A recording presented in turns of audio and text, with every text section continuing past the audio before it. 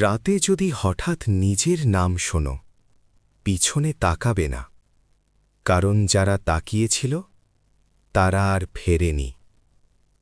নমস্কার বন্ধুরা, স্বাগত জানাই তোমাদের বাংলা গল্পহাট চ্যানেলে। গল্প কেমন লাগে অবশ্যই কমেন্টে জানিও, আর চ্যানেলে নতুন হয়ে থাকলে লাইক এবং চ্যানেলটিকে সাবস্ক্রাইব করে রেখো আরও নতুন নতুন গল্প শুনতে। শিবপুর নদীপাড়া নামে জায়গাটার কথা দিনের বেলা শুনলে কেউ আলাদা করে গুরুত্ব দেয় না। নদীর ধারে লেগে থাকা কয়েকটা পুরনো পাড়া, বাঁশঝাড়, মাঝে মধ্যে নৌকার শব্দ, সব মিলিয়ে একেবারে সাধারণ। কিন্তু রাত নামলেই জায়গাটার রং বদলে যায়, বিশেষ করে নিশির সময়টা বেরোলে। আমি তখন কলেজে পড়ি, ইতিহাস অনার্স, প্রথম বর্ষ। পড়াশোনার চাপ, প্রতিদিন ট্রেনে যাতায়াত, সব মিলিয়ে মাথা সব সময় ভারী থাকত। সেদিন ফিরতে ফিরতে বেশ রাত হয়ে গিয়েছিল। শেষ লোকাল ধরেছি কোনো মতে। শিবপুর স্টেশনে নেমে চারপাশে তাকিয়ে দেখি প্রায় ফাঁকা। স্টেশন থেকে বাড়ি যেতে আধা কিলোমিটার মতো হাঁটতে হয়। রাস্তার এক পাশে নদী, অন্য পাশে ঝোপঝাড় আর পুরনো কয়েকটা বাড়ি। হাঁটছি, হঠাৎ মনে হলো কেউ যেন আমার নাম ধরে ডাকল, সঞ্জয়। আমি থমকে দাঁড়ালাম, চারদিকে তাকালাম, কেউ নেই। মনে হলো হয়তো কানে ভুল ঢুকেছে। আবার হাঁটা শুরু করলাম। 2 কদম যেতেই আবার সেই ডাক, সঞ্জয়, এই যে সঞ্জয়। গলাটা খুব চেনা লাগলো, যেন পাড়ারই কেউ। বুকের ভেতর কেমন একটা অস্বস্তি হলো। ছোটবেলা থেকে শুনে আসছি রাতে কেউ নাম ধরে ডাকলে সাড়া দিতে নেই, কিন্তু তখন যুক্তি দিয়ে নিজেকে বোঝালাম। আমি বললাম কে? কোনো উত্তর এলো না, শুধু খুব আস্তে একটা হাসির শব্দ, যেন ঠিক পিছনে কেউ দাঁড়িয়ে আছে। হঠাৎ কাঁধে ঠান্ডা হাওয়ার স্পর্শ, শরীরটা শিরশির করে উঠল। আমি আর দাঁড়ালাম না, হাঁটার গতি বাড়ালাম। কিন্তু যত দ্রুত হাঁটি ততই মনে হচ্ছিল কেউ ঠিক পেছন পেছন আসছে। কোনো পায়ের শব্দ নেই, তবু উপস্থিতিটা স্পষ্ট। নদীপাড়ার বাঁশঝাড়টার কাছে এসে দেখি রাস্তার ধারে একটা ছায়া দাঁড়িয়ে। আলো কম, তবু বোঝা যায় মানুষের মতোই। লম্বা চুল, সাদা কিছু একটা গায়ে। সে মুখ তুলে তাকালো, চোখ দুটো অদ্ভুতভাবে জ্বলছিল, অন্ধকারে অস্বাভাবিক উজ্জ্বল। সে আবার ডাকল খুব মিষ্টি গলায়, সঞ্জয়, একটু এদিকে আসো না। আমার পা জমে গেল। মনে পড়ল বুড়োদের কথা, নিশির ডাক নিজের নাম ছাড়া কিছু বলে না, আর চেনা মানুষের গলাতেই ডাকে। আমি চোখ নামিয়ে নিলাম, মনে মনে প্রার্থনা করতে করতে পা চালালাম, যতটা পারি ওদিকে না তাকিয়ে। হঠাৎ সে চেঁচিয়ে উঠল, এবার আর মিষ্টি নয়, কণ্ঠটা কেমন ফাঁপা, বিকৃত। ফিরে তাকাস না কেন, আমি তোকে ডাকছি। বাঁশঝাড় হুড়মুড় করে নড়ে উঠল, চারদিক থেকে ফিসফিস শব্দ। মনে হলো অনেকগুলো গলায় একসাথে আমার নাম বলা হচ্ছে। আমি দৌড় দিলাম, হাঁপাতে হাঁপাতে বাড়ির গেট ঠেলে ঢুকে পড়লাম। মা দরজা খুলে আমাকে দেখে থমকে গেলেন। এমন কি হয়েছে? মুখটা সাদা হয়ে গেছে কেন? আমি কিছু বলতে পারছিলাম না, শুধু দরজা বন্ধ করে ঘরের ভেতরে ঢুকে পড়লাম। সেদিন রাতে ঘুম এলো না। জানলার বাইরে মাঝে মধ্যে মনে হচ্ছিল কেউ হাঁটছে, আর দূরে কোথাও থেকে খুব আস্তে ভেসে আসছিল, সঞ্জয়। আমি বুঝেছিলাম শিবপুর নদীপাড়ায় ওটা কেবল শুরু। সারা রাত প্রায় চোখের পাতা বন্ধ হয়নি। জানলার বাইরে মাঝে মাঝে মনে হচ্ছিল কেউ দাঁড়িয়ে আছে। আলো জ্বালালে কিছুই নেই, নিভলেই আবার সেই অদ্ভুত উপস্থিতি। ভোরের দিকে কখন যেন ঘুম এসে গিয়েছিল। ঘুম ভাঙল খুব পরিচিত একটা ডাকে, সঞ্জয়, ওঠ না, কলেজে যাবি না? মায়ের গলা। আমি ধর্মড় করে উঠে বসলাম, বুক ধুকপুক করছে। জানলা দিয়ে রোদ ঢুকছে, পাখির ডাক, সব স্বাভাবিক। মনে হলো গত রাতটা বুঝি দুঃস্বপ্নই ছিল। কিন্তু আয়নায় নিজের মুখটা দেখে বুঝলাম কিছু একটা সত্যিই হয়েছে। চোখের তলা কালো, মুখ ফ্যাকাশে। মা চা দিতে এসে বারবার জিজ্ঞেস করছিলেন কি হয়েছে। আমি কিছুই বললাম না, বললেও বিশ্বাস করবে না, এই ভেবেই চুপ করে রইলাম। কলেজে গিয়েও মন বসল না। ক্লাসে স্যার পড়াচ্ছেন, কিন্তু আমার কানে বারবার ভেসে আসছে সেই ডাক। নামটা এমনভাবে উচ্চারণ করছিল যেন আমাকে খুব কাছ থেকে চেনে। বিকেলে ফিরতে ফিরতে হঠাৎ পাশের গ্রামের হরিদার সঙ্গে দেখা। বয়স 70-এর কাছাকাছি, পাকা চুল, চোখ দুটো অদ্ভুত তীক্ষ্ণ। আমাকে দেখে থমকে গেল। "কি রে সঞ্জয়?" ধীরে বলল। "কাল রাতে দেরি করে ফিরেছিলি?" আমার বুকের ভেতর কেঁপে উঠল। আমি মাথা নেড়ে বললাম, "হ্যাঁ, কেন?" হরিদা আর কিছুক্ষণ আমার মুখের দিকে তাকিয়ে রইল। তারপর খুব নিচু গলায় বলল, "নিশির সময় ছিল?" আমি কথা বলতে পারলাম না, শুধু মাথা নেড়ে দিলাম। সে তখন চারপাশে তাকিয়ে নিল, যেন কেউ শুনছে কিনা। তারপর বলল, "কারো ডাকে সাড়া দিয়েছিলি?" "না," আমি তাড়াতাড়ি বললাম। হরিদা একটা দীর্ঘশ্বাস ফেলল। "ভালো করেছিস, অনেকেই পারে না।" আমি আর চুপ থাকতে পারলাম না। কাল রাতের সবটা ওকে বলে দিলাম, ছায়া, ডাক, নাম ধরে ডাকা, সব। শুনে হরিদার মুখ শক্ত হয়ে গেল। সে বলল, "শিবপুর নদীপাড়ায় অনেক দিন ঘুমিয়েছিল ওটা, কেউ জাগিয়ে দিয়েছে।" "ওটা মানে?" আমার গলা শুকিয়ে এলো। "নিশির ডাক," হরিদা বলল। "একলা লোক খোঁজে, প্রথমে ডাকে, তারপর ধীরে ধীরে পিছু নেয়। একবার যদি ফিরিয়ে তাকাস তাহলে আর ছাড়ে না।" আমার মাথা ঘুরে গেল। "কিন্তু আমার নাম জানলো কি করে?" হরিদা আমার চোখের দিকে তাকালো। তার চোখে ভয় ছিল, লুকোনো ভয়। "নিশি নাম জানে না," সে বলল, "নাম শোনে।" সেদিন সন্ধ্যায় বাড়ি ফেরার সময় অদ্ভুত একটা জিনিস খেয়াল করলাম। নদীর ধারে হাঁটার সময় জলের মধ্যে নিজের ছায়াটা ঠিকমতো পড়ছিল না, যেন আমার ছায়ার সঙ্গে আর একটা ছায়া মিশে আছে। রাতে খাওয়ার পর মা বললেন, "আজ জানলাটা বন্ধ করে ঘুমো, বাতাস খুব ঠান্ডা।" আমি জানলা বন্ধ করলাম, তবু মাঝরাতে ঘুম ভেঙে গেল। খুব কাছ থেকে নিঃশ্বাসের শব্দ। চোখ খুলে দেখি ঘরের কোণে অন্ধকারটা অস্বাভাবিকভাবে ঘন। ধীরে ধীরে সেই অন্ধকারের ভেতর থেকে একটা অবয়ব বেরিয়ে আসছে। লম্বা চুল, সাদা গায়ের কাপড়, আর ঠোঁট নড়ছে। কিন্তু এবার কোনো শব্দ নেই, শুধু নিঃশব্দে আমার নামটা উচ্চারণ করছে, সঞ্জয়। আমি চিৎকার করতে চাইলাম, পারলাম না। চিৎকার গলা পর্যন্ত এসে আটকে গেল। শরীরটা যেন কারো দখলে, হাত পা নড়ছে না, চোখ পিটপিট করেও কিছু করতে পারছি না। ঘরের কোণের অন্ধকারটা ধীরে ধীরে ঘন হয়ে উঠছে, আর তার ভেতর থেকে বেরিয়ে আসা অবয়বটা স্পষ্ট হচ্ছে। ওটা দাঁড়িয়ে আছে, একদম নিঃশব্দে। চুলগুলো মুখ ঢেকে রেখেছে, তবু বুঝতে পারছি ও তাকিয়ে আছে আমার দিকেই। চোখ না দেখেও টের পাচ্ছি। বুকের ভেতর চাপটা বাড়তে লাগলো, নিঃশ্বাস নিতে কষ্ট হচ্ছে। হঠাৎ খুব আস্তে একটা শব্দ, হাসি নয়, কান্নাও নয়, একটা দীর্ঘ শ্বাস ছাড়ার শব্দ, যেন বহুদিন পরে কেউ বেঁচে থাকার চেষ্টা করছে। আমি চোখ বন্ধ করে মনে মনে প্রার্থনা করতে লাগলাম। যাই মনে পড়ছে সব, ঠাকুর, ভগবান, নাম না জানা কোনো শক্তি, সবাইকে। ঠিক তখনই ঘরের বাইরে কোথাও একটা দরজা বন্ধ হওয়ার শব্দ হলো। সেই শব্দের সঙ্গে সঙ্গে চাপটা হালকা হয়ে গেল। আমি হঠাৎ জোরে নিঃশ্বাস নিতে পারলাম। চোখ খুলে দেখি ঘর ফাঁকা, কোণে শুধু অন্ধকারটা আগের মতোই আছে। ভোরের আলো ফোটার আগ পর্যন্ত আর ঘুম এলো না। সকালে উঠে দেখি গলায় নখের দাগ, 3টে লম্বা দাগ, একদম স্পষ্ট। মা দেখে আতকে উঠলেন। আমি বললাম রাতে হয়তো নিজেই লেগে গেছে। নিজের কথাতেই নিজের বিশ্বাস হচ্ছিল না। সেদিন কলেজে গেলাম না। দুপুরের দিকে হরিদা এলো, আমাকে দেখেই বলল, ও ঢুকে পড়েছে। আমি কিছু জিজ্ঞেস করার আগেই সে বলল, ঘরের ভেতরে এসেছে মানে বিপদ। এখন শুধু ডাক দেয় না, দেখাতেও শুরু করেছে। আমি বললাম, আমি কি করব? হরিদা চুপ করে বসে পড়ল। অনেকক্ষণ পর বলল, আজ রাতটা এখানে থাকা ঠিক হবে না। নিশি প্রথম যাকে ধরে তাকে একা যায়। কোথায় যাব? আমার গলা কাঁপছিল। নদীর ওপারে পুরনো শিব মন্দির আছে, সে বলল। ওখানে রাতেও আসে না। সন্ধ্যার আগেই আমরা বেরোলাম। নদীর ধারে পৌঁছাতে পৌঁছাতে আকাশ গাঢ় হয়ে গেছে। বাতাস অস্বাভাবিক ঠান্ডা, মনে হচ্ছিল কেউ আমাদের দেখছে। হাঁটার মাঝেই শুনলাম, সঞ্জয়। এইবার দূর থেকে না, একদম কানের কাছে। আমি থমকে নিলাম। হরিদা আমার হাত চেপে ধরল, ফিসফিস করে বলল, শুনছিস তো, কিন্তু ফিরবি না। কিন্তু এবার গলাটা বদলে গেছে, মায়ের গলা। সঞ্জয়, এত দূরে যাচ্ছিস কেন? আমার চোখ জ্বালা করে উঠল, বুকের ভেতর টান পড়ল। পেছনে তাকাতে ইচ্ছে করছিল অসম্ভবভাবে। হরিদা চেঁচিয়ে উঠল, চোখ বন্ধ কর। আমি চোখ বন্ধ করলাম। তখনই কানে এলো আরেকটা শব্দ, নদীর জলে কিছু পড়ার। মন্দিরে পৌঁছে দরজার ভেতরে ঢুকতেই মনে হলো চাপটা কমে গেছে, কিন্তু আমি জানতাম এটা শেষ না। রাতে মন্দিরের ভেতরে বসে থাকতে থাকতে হঠাৎ বুঝলাম একটা ভয়ঙ্কর কথা।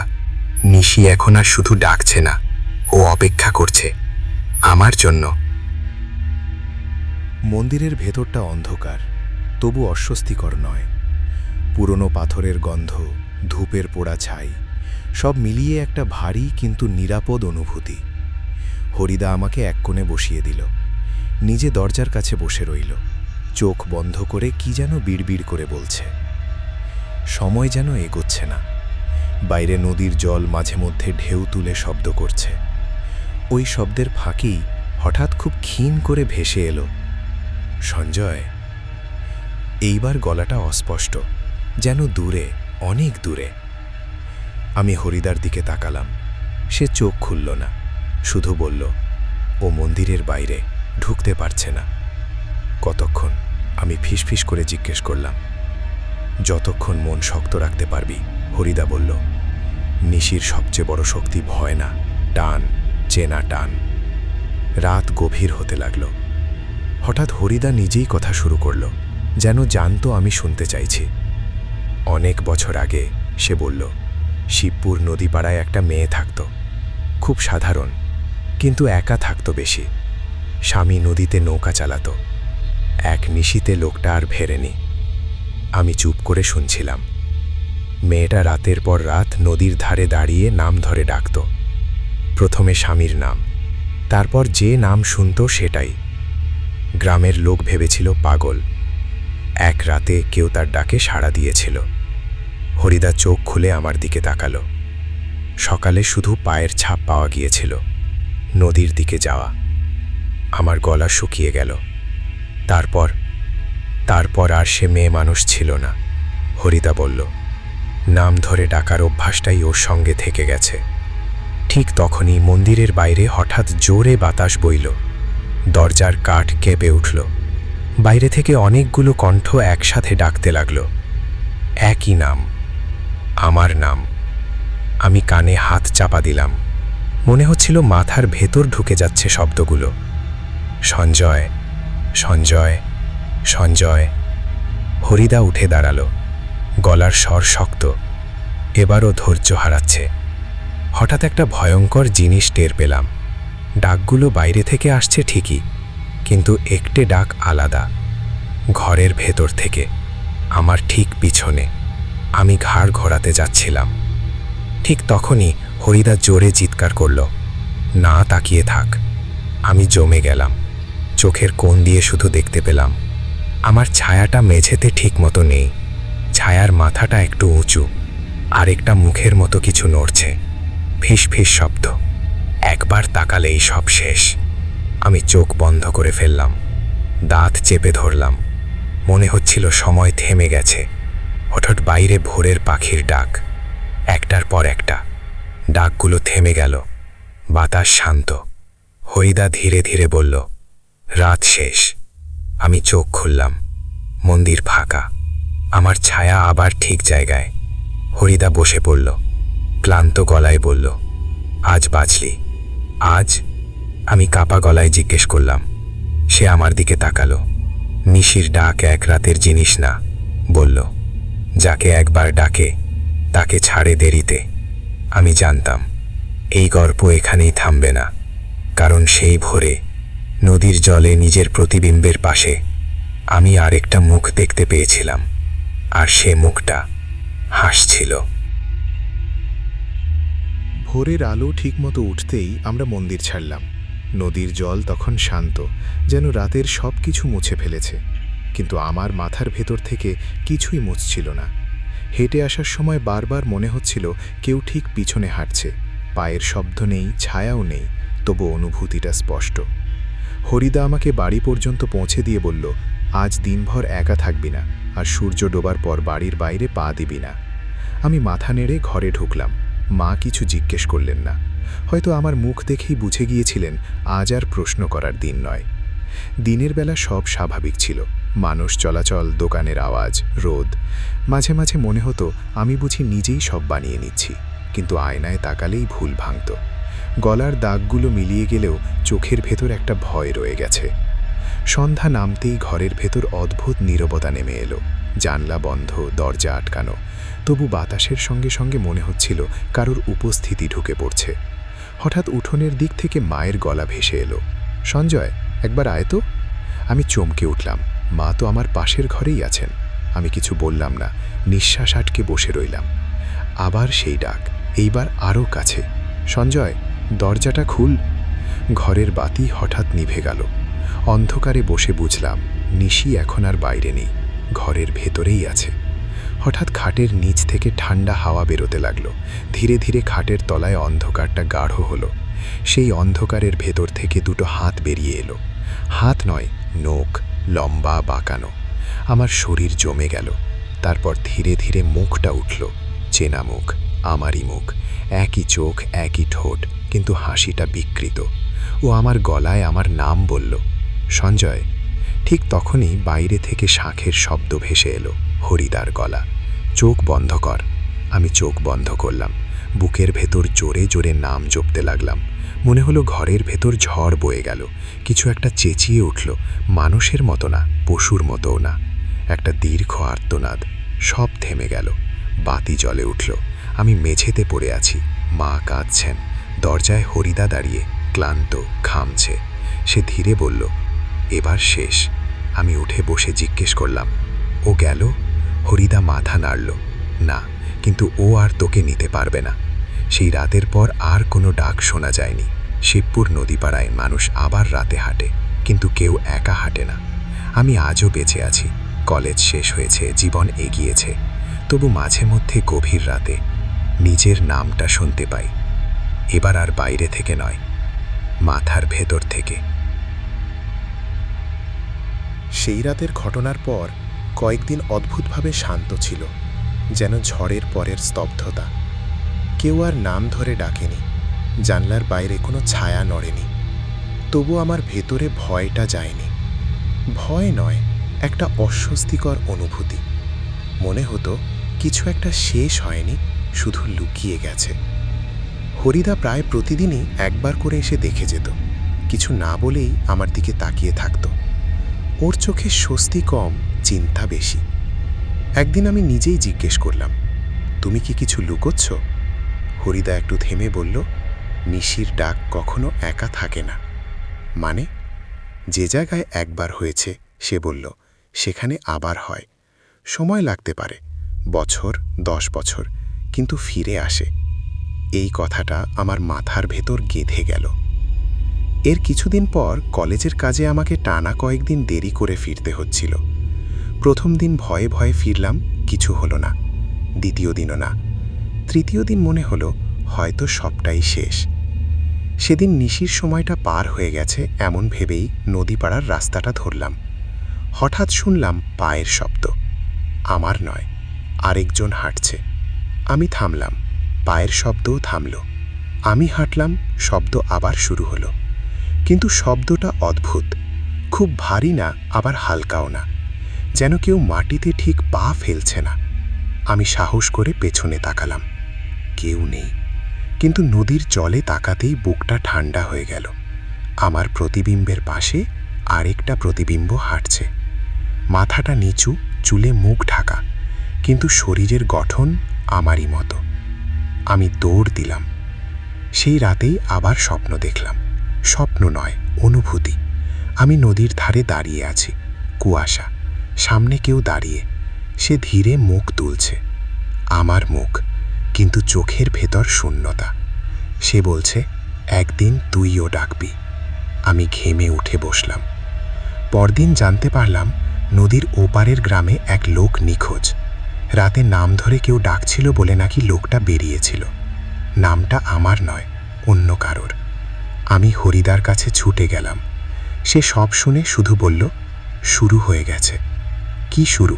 আমার গলা কাঁপছিল। নতুন নিশি জন্ম নিচ্ছে, হরিদা বলল। পুরনোটা কাউকে ছুঁয়ে গেলে তার ছায়া থেকেই নতুনটা তৈরি হয়। আমি বুঝতে পারলাম ভয়টা শুধু আমার জন্য নয়। সেই রাত থেকে আমি লক্ষ্য করতে লাগলাম, গ্রামে আরও মানুষ নাম ধরে ডাক শুনছে। কেউ ফিরছে, কেউ ফিরছে না, কেউ ফিরে এসে আর আগের মতো থাকছে না। আর সবচেয়ে ভয়ঙ্কর ব্যাপার, কিছু ডাকের গলায় আমার কণ্ঠ। আমি আয়নার সামনে দাঁড়িয়ে নিজেকে চিনতে পারতাম না। কখনো মনে হতো আমার ছায়া দেরিতে নড়ে, কখনো মনে হতো আমি কথা বলিনি, তবু শব্দ বেরিয়েছে। এক রাতে হরিদা বলল, একটা উপায় আছে। আমি তাকালাম। নিশিকে থামাতে হলে সে বলল, যে প্রথম ডাক শুনেছিল তাকে আবার ডাকতে হবে। আমি বুঝে গেলাম। আমাকেই? হরিদা মাথা নেড়ে বলল, হ্যাঁ, কিন্তু এইবার তুই ডাকবি না, তুই শোনাবি। সেই রাতে আমরা আবার নদীর ধারে গেলাম। কুয়াশা, নীরবতা, দূরে কুকুরের কান্নার মতো শব্দ। হরিদা মাটিতে কিছু আঁকল, আমাকে মাঝখানে দাঁড় করালো, বলল, যাই শুনিস চোখ তুলবি না। নিশির সময় নামল। চারদিক থেকে ডাক আসতে লাগলো, মা, বন্ধু, পরিচিত, অচেনা, সব গলায়। তারপর একটাই গলা আলাদা হয়ে উঠল, আমার নিজের গলা। সঞ্জয়। মাটি কেঁপে উঠল। আমি দাঁড়িয়ে রইলাম। ডাক আরও কাছে এলো, এইবার ঠিক সামনেই। আমি চোখ বন্ধ রেখেই বললাম, আমি শুনছি। হঠাৎ সব চুপ। তারপর একটা নিঃশ্বাস, খুব দীর্ঘ, আর একটাই কথা, তুই আমার জায়গা নেবি। এরপর কি হয়েছিল আমি ঠিক মনে করতে পারি না, শুধু জানি সকালে আমি নদীর ধারে জেগে উঠেছিলাম, একা। হরিদা নেই, মাটিতে আঁকা দাগ নেই। গ্রামে আর কেউ নিশির ডাক শোনে না। অনেক বছর কেটে গেছে। আজ আমি অন্য জায়গায় থাকি, অন্য জীবন। কিন্তু নিশির সময় হলেই আমি খুব সাবধানে থাকি, কারণ মাঝে মাঝে আমার গলা থেকেই কারণ নাম বেরিয়ে আসে যাকে আমি চিনি না। আজকাল আমি নিজের কণ্ঠস্বরকে বিশ্বাস করি না। কখন কোন শব্দ বেরিয়ে যায় টের পাই না। ফোনে কথা বললে মাঝে মধ্যে অপরিচিত লোক বলে, এইমাত্র তো আপনি আমাকে ডাকলেন। আমি শপথ করে বলি, করিনি, কিন্তু ওরা নামটা বলে দেয়, একদম ঠিক নাম। আমি জানি এটা ছড়িয়ে পড়ছে। নতুন শহরে এসেও নিশির সময়টা আমার শরীর ঠিক চিনে নেয়। ঘড়ি না দেখেও বুঝতে পারি কখন রাতের ওই নির্দিষ্ট অংশটা নামছে। তখন বুকের ভেতর কেমন ফাঁকা লাগে, যেন ভেতর থেকে কেউ উঠে আসতে চাইছে। এক রাতে জানলার কাছে আঙুলের টোকা পড়ল। একবার, দুবার। আমি জানলা খুলিনি, তবু কাঁচের ওপারে নিজের প্রতিবিম্বটা দেখলাম। কিন্তু সেটা আমার সঙ্গে মিলছিল না। চোখ দুটো একটু বেশি বড়, হাসিটা একটু বেশি চওড়া। সে কাচের ওপার থেকেই কথা বলল, ডাকতে শিখে গেছিস। আমি কিছু বললাম না। ভয় পাচ্ছিস? সে জিজ্ঞেস করল। পেয়েছিলি তো সেদিনও। আমি চোখ সরালাম না। হরিদা কোথায়? প্রতিবিম্বটা হাসল। যেখানে ডাক শেষ হয়, সেই রাতেই বুঝলাম সত্যিটা। নিশি একা কোনো সত্তা নয়, এটা একটা ধারাবাহিকতা, একজন থেকে আরেকজন। যে শোনে সে বহন করে, যে বহন করে সে একদিন ডাকে। আমি চেষ্টা করেছি থামাতে, নিজেকে ব্যস্ত রাখি, মানুষের ভিড়ে থাকি, আলো জ্বালিয়ে ঘুমোই। তবু নিশির সময় নামলেই মনে হয় আমি একা। একদিন অফিস থেকে ফিরতে ফিরতে দেখি রাস্তার ধারে একটা ছেলে দাঁড়িয়ে।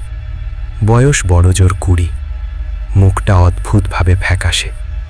সে আমাকে দেখে বলল, দাদা, একটু দাঁড়ান। আমি দাঁড়ালাম।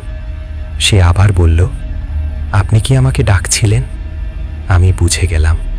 আমি ধীরে বললাম, কখন? রাতে। সে বলল, একদম আমার মায়ের গলায়। আমার বুকের ভেতরটা ঠান্ডা হয়ে গেল। আমি ওকে বললাম, যদি আবার শোনো, ফিরবে না। সে অবাক হয়ে তাকালো। আপনি কিভাবে জানলেন? আমি উত্তর দিইনি। সেদিন রাতে প্রথমবার আমি নিজেকে আয়নার সামনে দাঁড়িয়ে প্রশ্ন করলাম, আমি কি এখনো আমি? আয়নার ভেতরের মানুষটা মাথা নেড়ে বলল, সময় হলে বুঝবি। এরপর থেকে ডাকগুলো বদলাতে লাগলো। আর শুধু একা লোক নয়, ভিড়ের মাঝেও কেউ থেমে যাচ্ছে, হঠাৎ ঘাড় ঘোরাচ্ছে নাম শুনে। এক রাতে নিশির সময় আমি নিজেই ফিসফিস করে বললাম, যে শুনছিস ফিরিস না। কিন্তু গলা আমার ছিল না। সেই শব্দের সঙ্গে সঙ্গে দূরে কোথাও কেউ চিৎকার করে উঠল। আমি জানি একদিন আমিও আর সাবধান করতে পারবো না। একদিন ডাকটা জোরে বেরোবে, স্পষ্ট হবে, মিষ্টি হবে। সেদিন এই গল্পটা শেষ হবে না, সেদিন এই গল্পটা শুরু হবে আরেকজনের জন্য। আর যদি কোনো রাতে তুই হঠাৎ নিজের নামটা শুনিস একদম চেনা গলায়, তখন মনে রাখিস এই গল্পটা আমি লিখিনি, আমি শুধু শুনিয়েছি। আমি ভেবেছিলাম সতর্ক করলেই দায়িত্ব শেষ, কিন্তু নিশির ডাক সতর্ক বার্তা শোনে না। ও শুধু অপেক্ষা করে যতক্ষণ না ভয়টা ক্লান্ত হয়ে পড়ে। ছেলেটার সঙ্গে দেখা হওয়ার পর থেকে জিনিসগুলো দ্রুত বদলাতে লাগলো। খবরের কাগজে ছোট ছোট কলাম বেরোতে শুরু করলো। রাতে নিখোঁজ, শেষবার নাম শুনে বেরিয়েছিল। জায়গাগুলো আলাদা, শহর আলাদা, কিন্তু সময় এক, নিশির সময়। আমি বুঝতে পারলাম জায়গা বদলালেও আমি সঙ্গে করে নিয়ে যাচ্ছি ওকে। এক রাতে ঘুম ভেঙে দেখি আমি বসে আছি, খাটে নয়, মেঝেতে।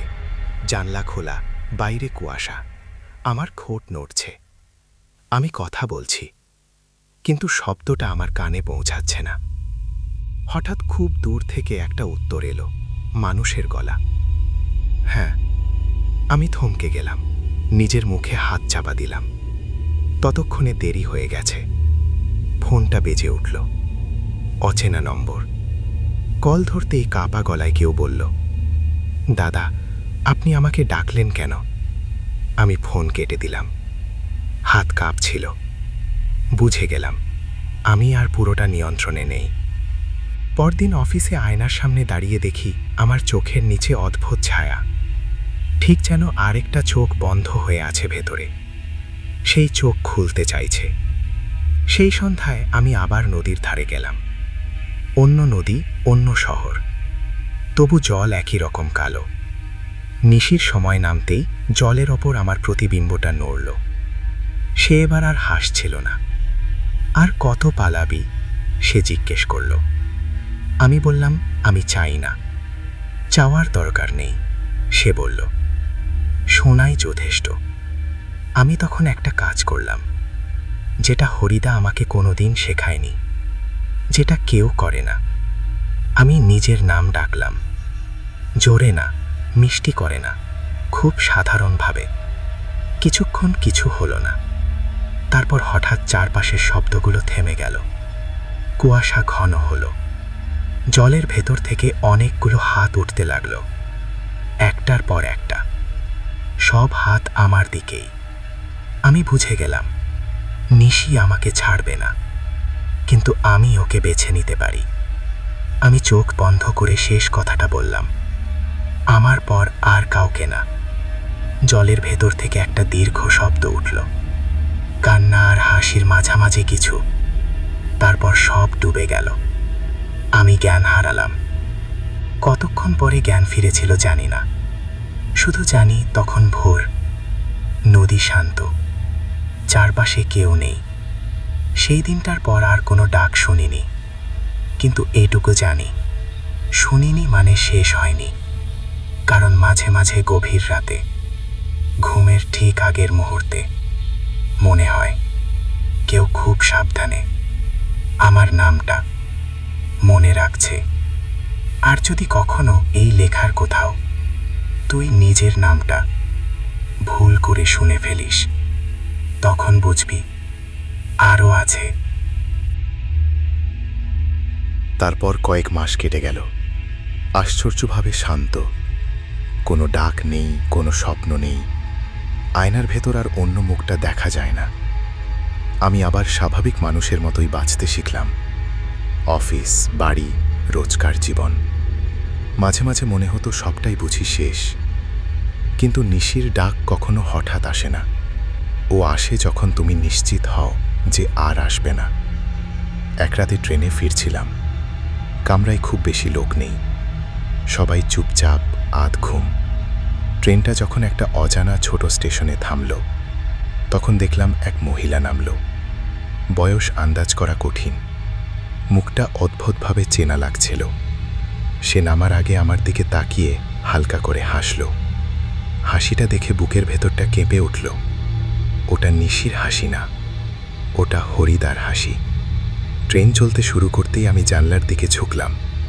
প্ল্যাটফর্মে সে আর নেই, কিন্তু কাছে আমার প্রতিবিম্বের পাশে দাঁড়িয়ে আছে আরেকজন।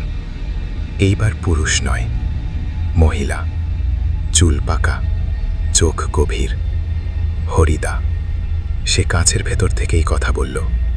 একটা কথা বলা হয়নি। আমি ফিস ফিস করে বললাম, তুমি মরনি। মরেছি, সে বলল, কিন্তু শেষ হয়নি। আমার মাথা ঘুরে গেল। তুমি তো বলেছিলে একজন বহন করে, একজন ডাকে। হরিদা মাথা নেড়ে বলল, সব সময় না, কখনো কখনো দুজন লাগে। দুজন? একজন ডাক শোনে, সে বলল, আর একজন সেই ডাকটাকে মনে রাখে। আমি চুপ করে রইলাম। হরিদা ভিড়ে বলল, তুই শোনাস, আমি মনে রাখি। আমি বুঝে গেলাম ভয়ঙ্কর সত্যিটা। নিশি এখন আর একা নয়, ওর স্মৃতি আছে, ওর ইতিহাস আছে। হরিদা বলল, যতদিন কেউ ডাকটা মনে রাখবে ততদিন নিশি মরবে না। আমি বললাম, তাহলে উপায়? সে আমার দিকে তাকালো, খুব শান্ত চোখে। ভুলে যেতে হবে, বলল, সম্পূর্ণ ভুলে যেতে হবে। কিভাবে? আমার গলা কাঁপছিল। গল্প বানিয়ে, সে বলল, লিখে, ছড়িয়ে দিয়ে। আমি অবাক হয়ে তাকালাম। যত বেশি মানুষ জানবে, হরিদা বলল, তত কম মানুষ বিশ্বাস করবে। আর যাকে বিশ্বাস করা হয় না, সে ডাক দিতে পারে না। ঠিক তখনই ট্রেনটা ঝাঁকুনি দিয়ে থামল। আলো নিভে গেল এক মুহূর্তের জন্য। আলো জ্বলতেই জানলার কাছে শুধু আমার প্রতিবিম্ব রইল। কিন্তু সেই রাত থেকেই আমি লিখতে শুরু করলাম, ছোট ছোট অংশে, হেডিং ছাড়া, নিশির ডাক নিয়ে। যত বেশি লিখি তত হালকা লাগে, যত বেশি মানুষ পড়ে তত কম ডাক শোনা যায়। কিন্তু আজ, এই মুহূর্তে, যখন তুই বলছিস তারপর, আমি একটু ভয় পাচ্ছি। কারণ এর মানে তুই শুনছিস, মন দিয়ে শুনছিস। আর নিশির ডাক সবচেয়ে বেশি শক্তি পায় শোনা থেকে। তবু আমি লিখছি, কারণ থামলে ডাকটা আবার শুরু হবে। লেখাটা ছড়িয়ে পড়ার পর অদ্ভুত জিনিস ঘটতে লাগলো। লোকজন পড়ছে, শেয়ার করছে, ভয় পাচ্ছে, কিন্তু কেউ আর সরাসরি ডাক শোনার কথা বলছে না, যেন নিশি একটু দূরে সরে গেছে। আমি ভাবলাম হয়তো সত্যিই কাজ করছে। কিন্তু একটা জিনিস বদলালো। মানুষ আর রাতে নাম শুনে বেরোচ্ছে না, কিন্তু দিনের বেলা নিজের নাম শুনছে। একজন সহকর্মী একদিন অফিসে এসে বলল, আজ সকালে আয়নার সামনে দাঁড়িয়ে হঠাৎ নিজের নামটা শুনলাম, খুব স্পষ্ট, কিন্তু ঘরে কেউ ছিল না। আরেকজন বলল, ঘুম ভাঙার সময় মনে হয় কেউ ডাকছিল, ঠিক ঘুমও না, জাগাও না। আমি বুঝে গেলাম নিশি সময় বদলাচ্ছে। ও আর নিশির অপেক্ষা করছে না, ও ঢুকে পড়ছে মানুষের মাথার ভেতরের ফাঁকে ফাঁকে। এক রাতে আমি নিজেই পরীক্ষার জন্য আলো নিভিয়ে শুয়ে পড়লাম। দেখতে চাইলাম এখনও ডাক আসে কিনা। চোখ বন্ধ করার কয়েক মিনিট পরেই মনে হলো ঘরের বাতাসটা ভারী হয়ে যাচ্ছে। তারপর খুব পরিষ্কার করে, আমার নাম না, অন্য একটা নাম, আমি চিনি না, তবু ডাকটা আমার গলা থেকেই বেরোচ্ছে। আমি উঠে বসলাম, গলা শুকিয়ে গেছে। বুঝলাম নিশি এখন আর শুধু নাম ধরে ডাকছে না, ও নাম তৈরি করছে। যে নাম একবার শোনা হয়, সে নাম কারো না কারো হবে। পরদিন খবর পেলাম একজন লোক নাকি বলছে সে নিজের নামটাই ঠিক মনে করতে পারছে না। সবাই যা বলছে সেটা নাকি তার নয়, সে শুধু একটা ডাক মনে করতে পারছে, অচেনা কিন্তু খুব আপন। আমি আবার নদীর ধারে গেলাম, বহুদিন পরে। জল আগের মতোই কালো, কিন্তু এবার জলের উপর কোনো প্রতিবিম্ব নেই, শুধু ঢেউ। তারপর জলের ভেতর থেকে খুব আস্তে একটা প্রশ্ন এলো, তুই কি এখনো লিখছিস? আমি বললাম, লিখছি। তাহলে আমি আছি, শব্দটা বলল। আমি বুঝলাম লেখাটাই এখন নিশির শরীর।